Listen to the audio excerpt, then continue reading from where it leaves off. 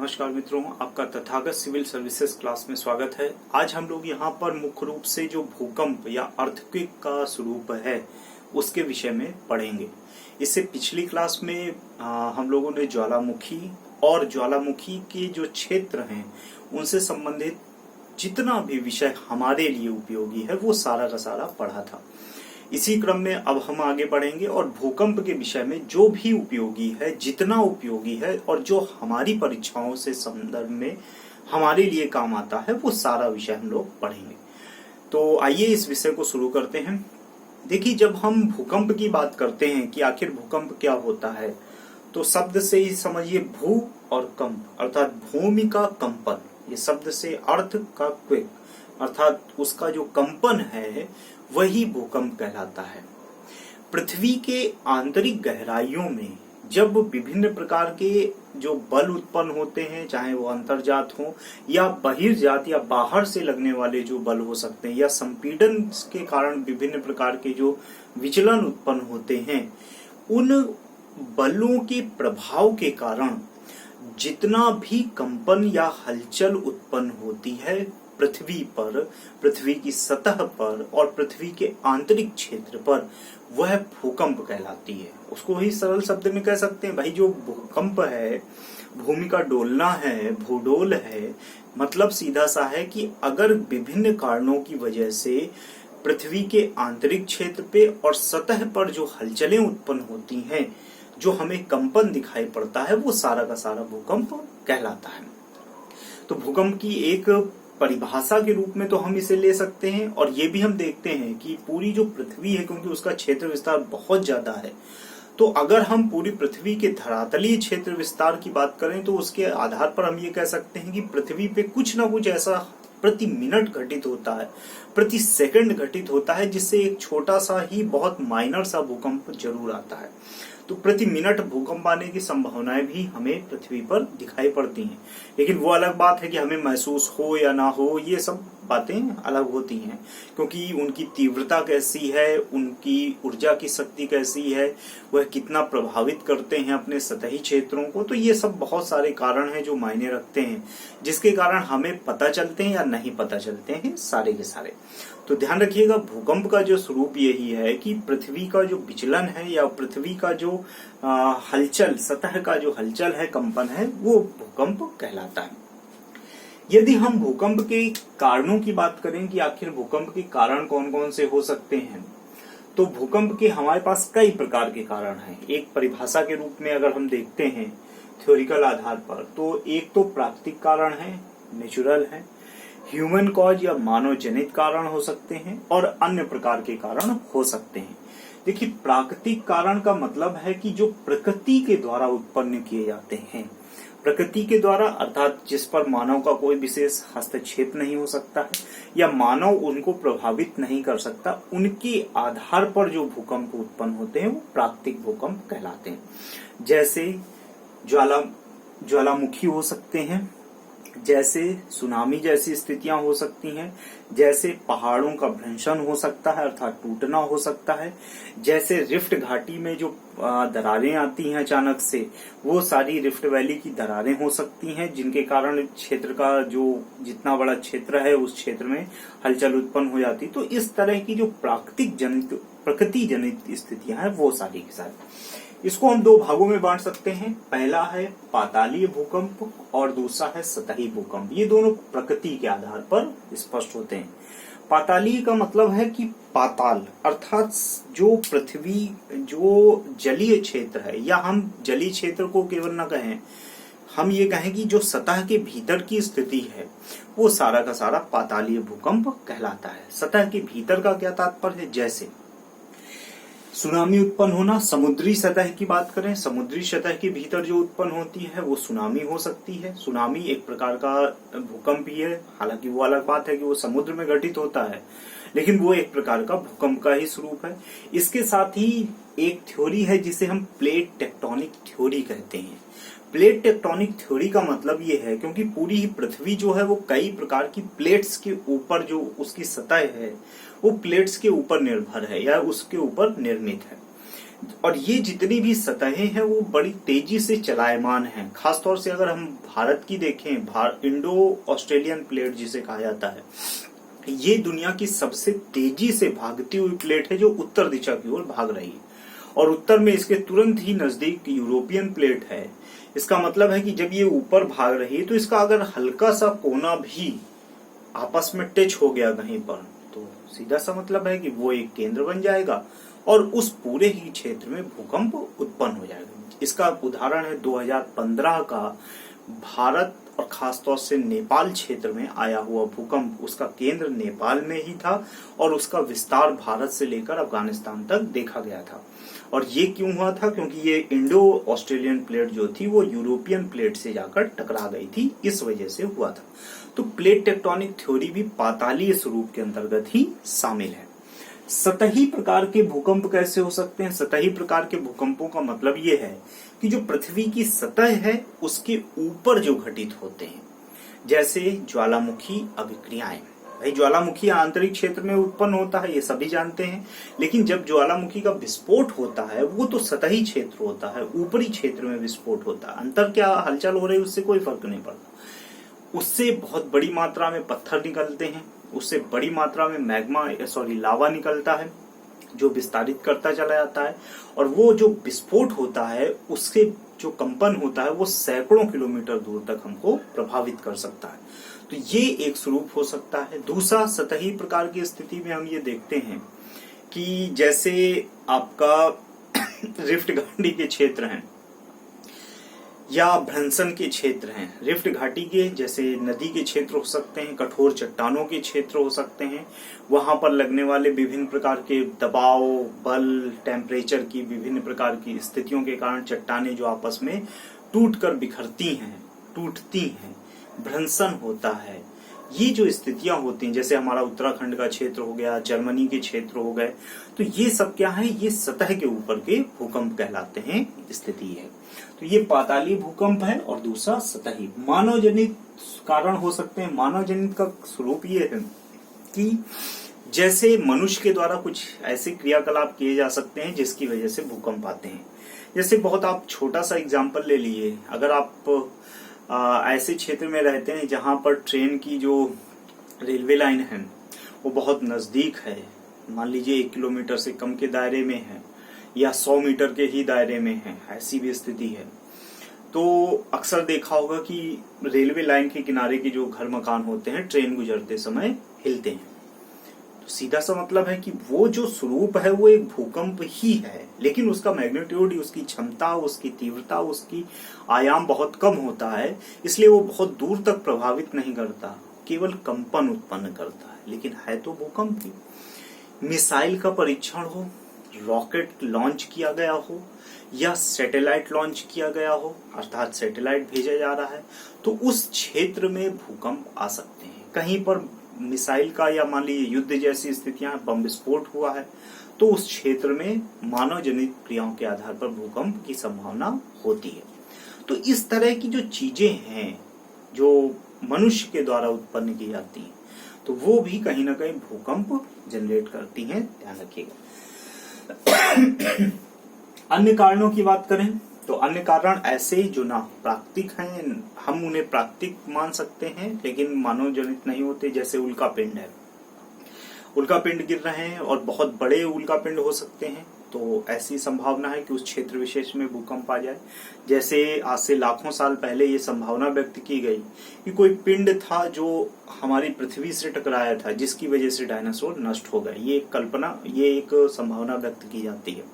तो इसका मतलब है कि वो ऐसे ही कोई स्थिति होगी। जैसे अभी आपने हाल में ही देखा, हालांकि ये मीडियाई भूकंप हम इसे कह सकते हैं, कि मीडिया ने 29 अप्रैल को 2020 को ये घोषित किया कि कोई पिंड पृथ्वी से टकराने वाला है और क्या होगा पता नहीं। हालांकि वो अलग बात है कि टकराया नहीं और लाखों किलोमीटर दूर से ही उसको गुजरना था और पृथ्वी से उसको टकराना भी नहीं था, लेकिन मीडियाई भूकंप था, वो अलग बात है। लेकिन इस तरह की संभावना होती है।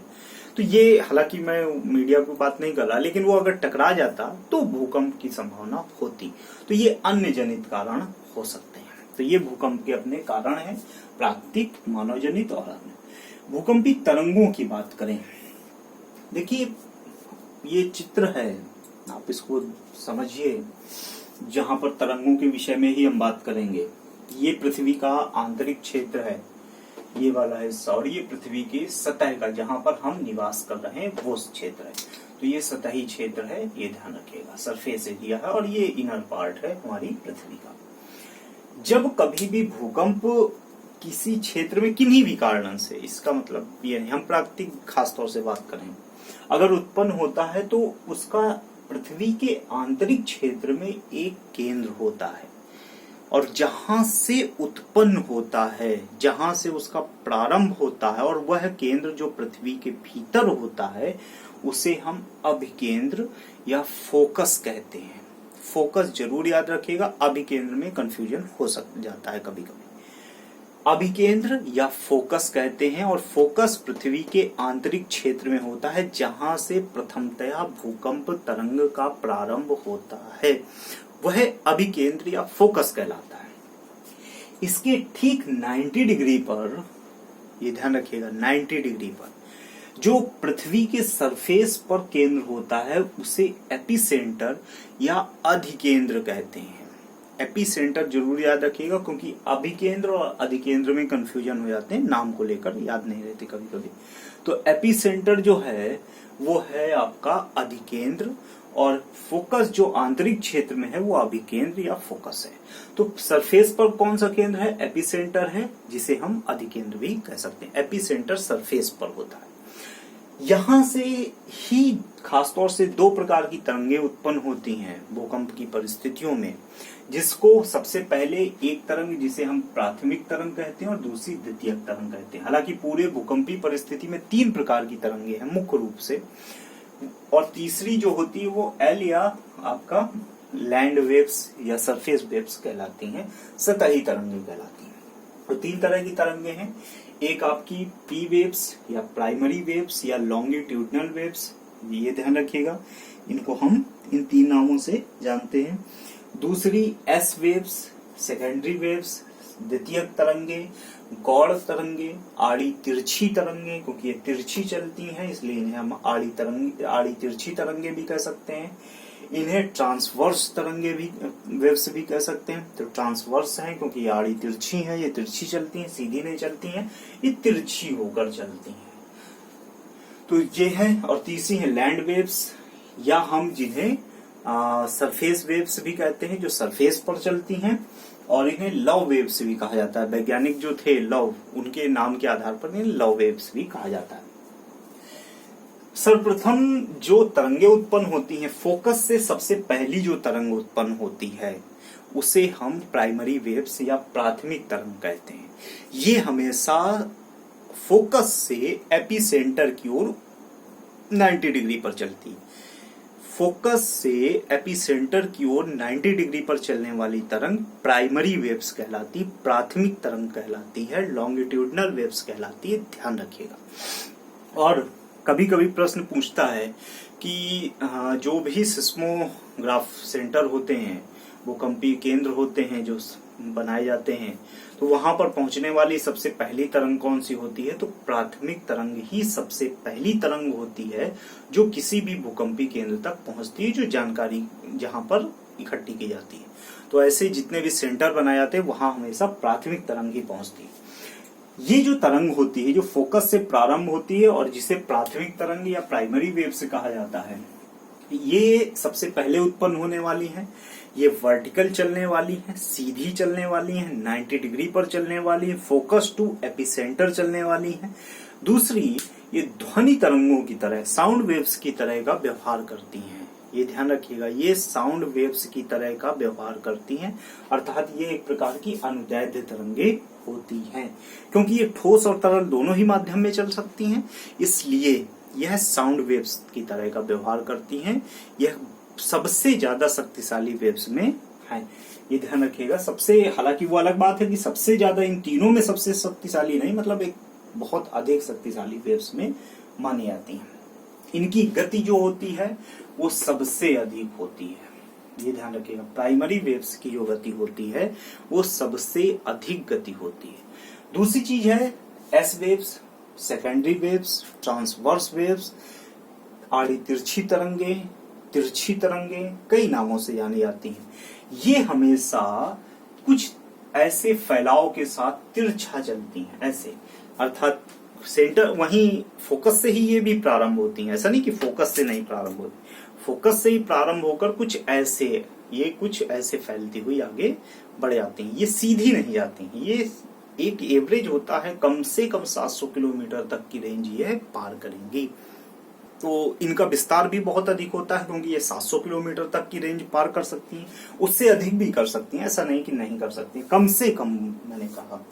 तो ये ध्यान रखिएगा, प्रकाशीय तरंगों की तरह होती हैं, लाइट वेव्स की तरह होती हैं। इनका जो व्यवहार होता है वो प्रकाशीय तरंगों की तरह का होता है। इसका मतलब है यह ठोस में चल तो सकती हैं, ऐसा नहीं कि नहीं चल, लेकिन यह द्रव्य में नहीं चल सकती, तरल में नहीं चल सकती। ये ध्यान रखिएगा, ये सेकेंडरी वेव्स कहलाती हैं, कम से कम 700 किलोमीटर। ये दोनों विनाशकारी नहीं है हमारे लिए, क्योंकि ये हमें सीधे नुकसान नहीं पहुंचाते, ये केवल सतह पर अपने आंतरिक क्षेत्र में समाप्त हो जाते। तीसरी जो है लैंड वेव्स, कहिए लॉ वेव्स भी इन्हें कहा जाता है, लॉन्ग पीरियड वेव्स कहा जाता है, क्योंकि सबसे लंबे समय तक यही बनी रहती हैं। सतही तरंगे सरफेस वेव्स भी कहा जाता है।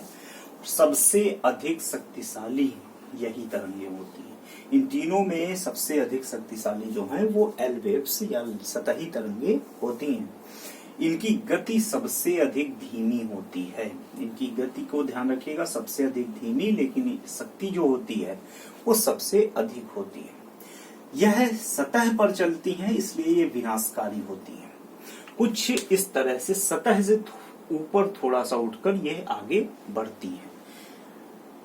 दिशा निर्धारित नहीं है, किसी भी दिशा में जा सकती हैं। खासतौर से सेंटर से निकलने के बाद यह फैलती हुई चली जाती हैं, इन तरंगों के निकलने के बाद।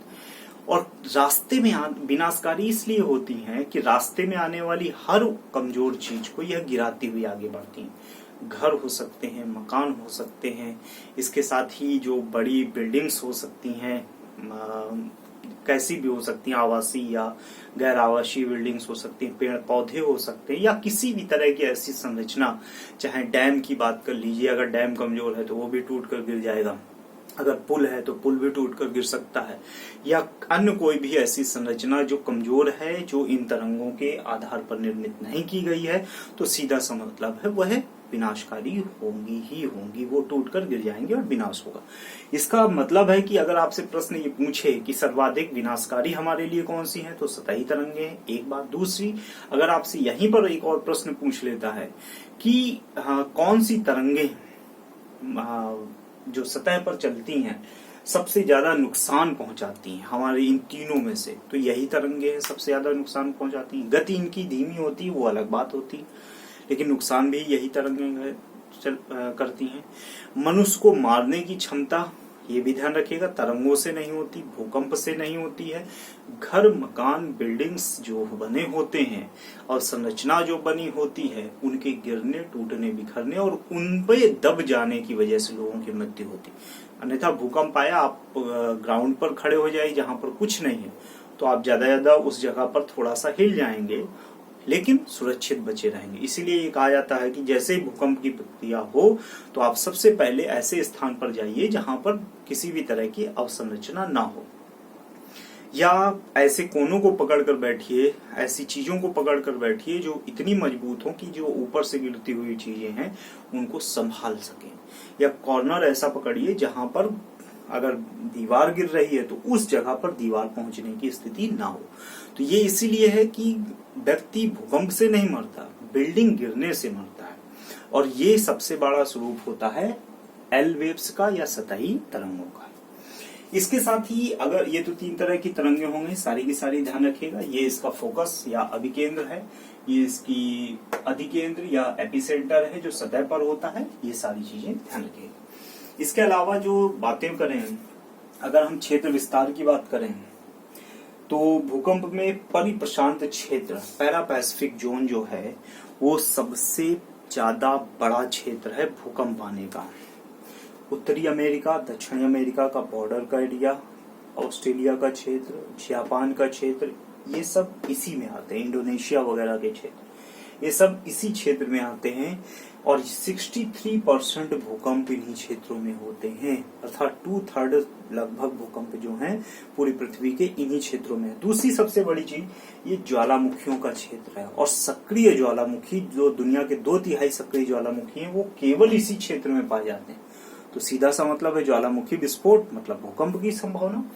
तीसरी सबसे प्रमुख बात है ये रिंग ऑफ फायर, ज्वालामुखी की वजह से रिंग ऑफ फायर कहलाता है।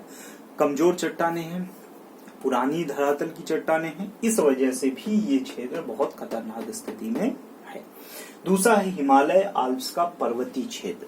ये पूरी पृथ्वी का लगभग 21% भूकंपीय क्षेत्र है, जिसमें आपका यूरोप पूरा आता है क्योंकि आल्प्स यूरोप में पड़ता है, हिमालय क्षेत्र जो भारत एशिया में पड़ता है। तो इसका मतलब एशिया और यूरोप का जो क्षेत्र है वो 21% क्षेत्र जो है वो इसी से प्रभावित है। दूसरे स्थान पर तीसरा है मध्य अटलांटिक क्षेत्र जो लगभग 16% क्षेत्र जो है इसका पूरे हमारे भूकंपीय क्षेत्र का है।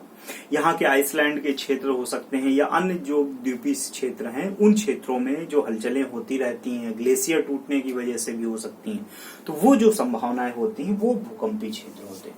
और उसके अतिरिक्त अगर हम देखें तो अफ्रीका के क्षेत्र हैं जो बहुत ही कम भूकंपीय क्षेत्र हैं, अर्थात उनमें भूकंप नाम की चीज नहीं है। लेकिन ऐसा नहीं कह सकते कि पृथ्वी में के आंतरिक क्षेत्र में अगर कुछ हो जाए तो अपने आप कोई संभावना हमको नहीं दिखे, हो जाता है कभी कभी। अन्य बातों की स्थिति में देखें तो ये छोटे छोटे पॉइंट है, जैसे सिस्मोग्राफ। सिस्मोग्राफ जानते ही होंगे, भूकंप नाप जो केंद्र होते हैं वहां पर जो मशीन होती है जिससे भूकंप के आयाम की जानकारी होती है कि भूकंप कहीं पर आया, तो इसकी जानकारी प्राप्त करने के लिए सिस्मोग्राफ का प्रयोग किया जाता है। दूसरा है भूकंपीय स्थिति में जो सबसे पहली ऊर्जा निकलती है वो आपकी इलास्टिक एनर्जी कहलाती है। ध्यान रखिएगा, भूकंपीय परिस्थिति में जो एनर्जी निकलती है वो इलास्टिक एनर्जी कहलाती है। तीसरी है आइसोसिस्मल लाइन। आइसोसिस्मल लाइन मतलब समान तीव्रता के जो भूकंप होते हैं वो जो स्थितियां होती हैं वो आइसोसिस्मल लाइन कहलाती हैं। होमोसिस्मल लाइन जब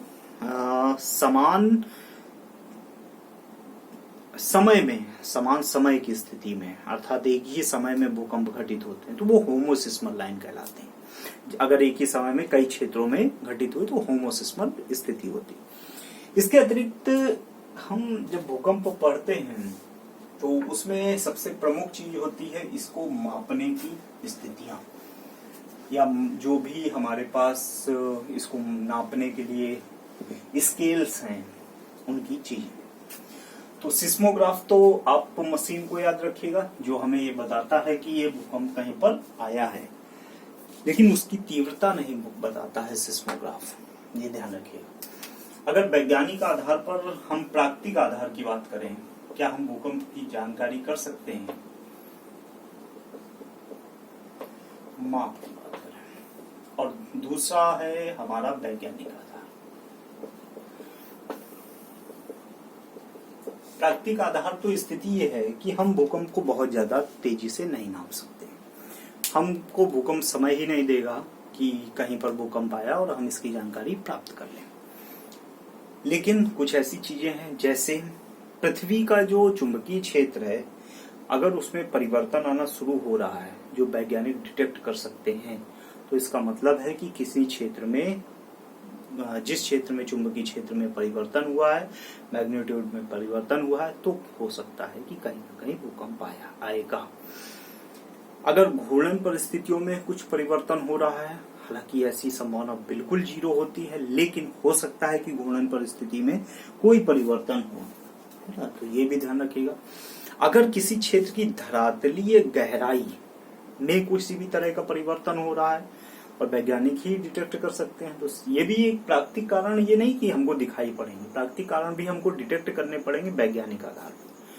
तो किसी क्षेत्र की धरातलीय गहराई में, ऊंचाई में या उसके ढाल में, उसके कोण में, एंगल में कोई परिवर्तन हो रहा है तो हम कह सकते हैं भूकंप आ रहा। रेडॉन नाम की गैस जो खासतौर से दलदली क्षेत्रों में या जो पुराने क्षेत्र होते हैं वहां पर उत्पन्न होती है, अर्थात उत्पन्न नहीं होती, वहां पर तीव्रता उसकी मात्रा बढ़ जाती है, बहुत तेजी से वो उत्सर्जित होना शुरू हो जाए, मात्रा पहले से अधिक हो जाए, तो समझ जाइए कि उस क्षेत्र में भूकंप की संभावना है। लेकिन रेडॉन हम पता नहीं कर सकते ऐसे इतना, क्योंकि हमको प्रभावित डायरेक्ट नहीं करती। हाँ, रेडॉन की स्थिति में हो सकता है कि तालाब में, नदी में या किसी भी पानी के क्षेत्र में, स्रोत में, उसमें बहुत तेजी से बुलबुले अचानक से उभरने शुरू हो जाएं, तो ये रेडॉन का उत्सर्जन हमको दिखाता है।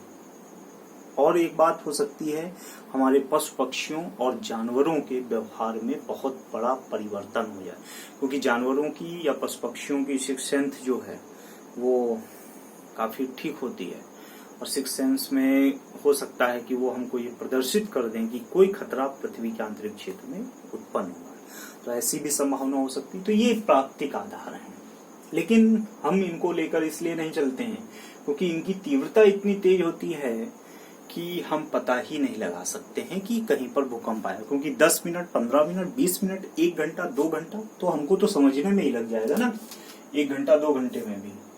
दूसरा स्वरूप ये है वैज्ञानिक। इसके लिए हम ये भूकंप आने के बाद की परिस्थिति होती है, पहले की नहीं होती है। इसका मतलब भूकंप को हम अभी भी बहुत अच्छे ढंग से डिटेक्ट नहीं कर सकते हैं। हाँ, ये है कि किसी क्षेत्र में परिवर्तन के कारण वैज्ञानिक ये बता दें कि 24 घंटे पहले कि हाँ, यहाँ भूकंप आने की संभावना है, तो ये एक ढाल में परिवर्तन, आकार में परिवर्तन, या गहराइयों में परिवर्तन, इन सभी की माप के आधार पर हो सकता है। वैज्ञानिक आधार पर जो स्केल है उसमें पहला है आपका रिक्टर स्केल, रिचटर स्केल, और दूसरा है मार्केली। मार्केली स्केल का प्रयोग तो अब बहुत कम होता है, ध्यान रखिएगा, लेकिन अब जो स्केल प्रयोग हो रहा है वो रिक्टर या रिचटर स्केल हो रहा है।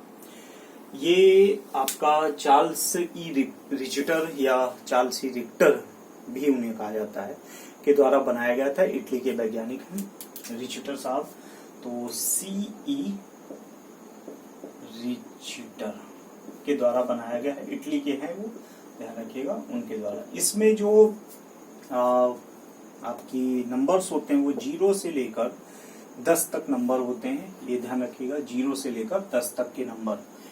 प्रत्येक एक नंबर जो होता है, अर्थात 0 से 1 में या 1 से 2 में आगे बढ़ने का जो क्रम होता है, उसकी तीव्रता जो होती है, तीव्रता 10 गुना अधिक होती है। प्रत्येक अगले नंबर की जो तीव्रता होती है वो 10 गुना अधिक होती है, कुछ इस प्रकार से, इससे 10 गुना अधिक। अगर हम ऊर्जा की बात करें प्रत्येक अगले नंबर पर, तो ध्यान रखिएगा हमेशा 32 गुना अधिक ऊर्जा की स्थिति होती है प्रत्येक अगले नंबर। 0 से 1 तक 32 और 0 से 2 तक उसका 32 गुना, 32 मल्टीप्लाई 32 कर लीजिए, इस तरह। तो ये जैसे जैसे हम आगे बढ़ते हैं वो है। दूसरी सबसे बड़ी विशेषता इसकी है, ये आपका ओपन स्केल है, ध्यान रखिएगा। क्यों ओपन स्केल इसलिए कहा जाता है इसे, क्योंकि ये 10 तक तो नंबर हमारे सामने विद्यमान है, लेकिन अगर इससे भी बड़े भूकंप आ जाए जिनकी संभावना बिल्कुल 0 है, लेकिन 11, 12, तो फिर क्या करें, तो फिर हम इसका नंबर जो है वो 10 से बढ़ा सकते हैं, 11, 12, 13 कर सकते हैं, अगर ऐसी कोई स्थिति बनती है तो ये ध्यान रखिएगा कैसा है। मार्केली स्केल है, मार्केली के द्वारा बनाया गया था।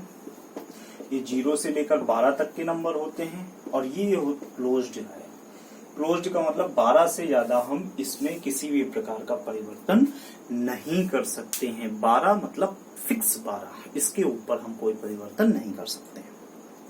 और दूसरी चीज ये है कि इसकी जो तीव्रता नापी जाती है वो मिलीमीटर प्रति सेकंड में नापी जाती है, ध्यान रखिएगा। और ये तीव्रता की स्थिति। दूसरा ये है कि ये सामान्य प्रकार का सामान्य स्केल है, लेकिन सबसे बड़ी विशेषता ये है कि ये क्वालिटी और क्वांटिटी दोनों पर बात करने वाला स्केल होता है। सब्जेक्टिव स्टाइल जिसे हम कहें, अर्थात अच्छे ढंग से डिफाइन करके सब्जेक्टिव स्टाइल गुणों और परिणाम दोनों पर बात करता है।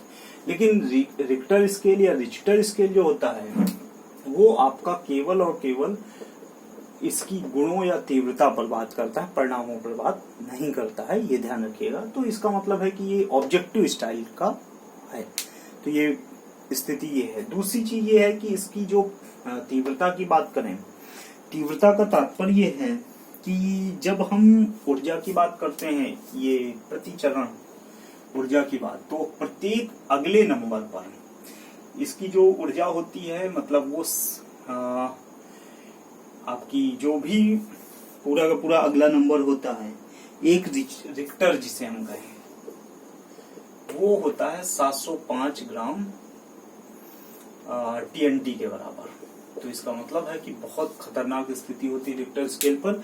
एक रिक्टर बराबर 705 ग्राम TNT के बराबर की स्थिति होती है। ठीक है मित्रों, तो ये भूकंप से संबंधित सारी बातें हैं। अगर हम एक चीज और जाते जाते ध्यान रखिएगा, भारत की बात करें तो भारत में जो भूकंप क्षेत्र हैं उनकी संख्या पहले 5 हुआ करती थी। भूकंपी क्षेत्रों की संख्या, जिन्हें हम जोन कहें, भारत में जितने भी जोन थे भूकंप को लेकर, उनकी संख्या पहले 5 थी। अब 2014 में इसको जो बदला गया वो मॉडिफाइड इंटेंसिटी स्केल के आधार पर बदल दिया गया। और 2014 में अब भूकंपीय क्षेत्रों की संख्या, जोन की संख्या जो भारत में है वो 4 है। ये मॉडिफाइड इंटेंसिटी स्केल के आधार पर परिवर्तन किया गया, जो रूस के द्वारा निर्मित किया गया है स्केल, उसके आधार पर।